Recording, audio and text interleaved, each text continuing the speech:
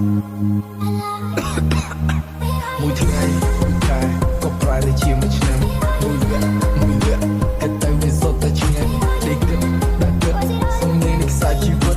ឯណាក្តីសុខចង់ដើរទៅមើលយិតដើរទៅរកពលិលដើរទៅរកបំលែងសរសើរចង់មកសាក់តាមទឹកពេលឬចង់ឲ្យគេចាពីដល់មកដល់ហើយបានស្អាតទៅសុំចង់ឲ្យភូមិខិតទៅឆាយចង់វាយមួយស្ហាមួយទៅយល់សោកដើរទៅយល់សោកស្លាប់សាច់ទៅទីយ៉ាងចង់ខ្ញុំបាញ់ដល់អស់ព្រោះស្រីមិនបានពេលប្រយ័ត្នគេនិយមទៅកប់បើចិត្តអ្នកឲ្យជិះមកសូមបង្ហាញទៅពួកអឡំ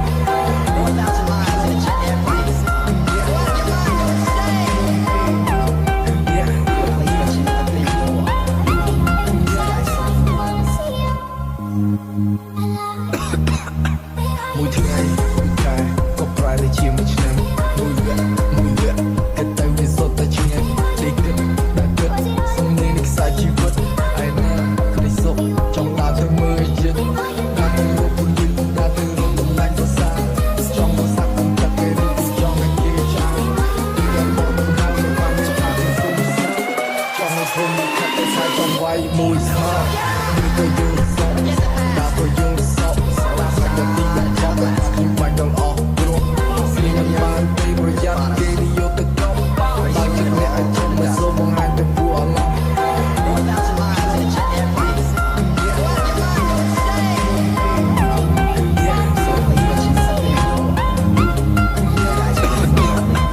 មួយថ្ងៃមួយខែក៏ប្រែទៅជាមួយឆ្នាំមួយវគ្គ